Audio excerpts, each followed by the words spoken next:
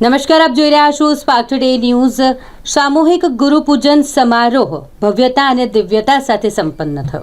સમગ્ર વિશ્વમાં સંસ્કૃતિનું સંવર્ધન કરી જનજનને સન્માર્ગ વાળી ભગવત ભક્તિ થકી અર્ચન પૂજન કરી સદાચારી જીવન વ્યતીત કરતા કર્યા છે તેવા પરમ પૂજ્ય મહંત સ્વામી મહારાજની 92મી જન્મજયંતિ આગામી 2 ફેબ્રુઆરીએ વડોદરા ખાતે ઉજવવાની છે, જેના ભાગરૂપે अलग अलग कार्यक्रमों થઈ રહ્યા છે। ત્યારે સંધ્યા સમયે પૂજ્ય સંતોના માર્ગદર્શન હેઠળ 7,000થી વધુ ભાવિકોએ પ્રમુખ સ્વામી મહારાજના પ્રાગટ્ય સ્થાન ચાણસદ ખાતે નારાયણ સરોવર પરિસરમાં સામૂહિક ગુરુપૂજન કરી ધન્યતા અનુભવી।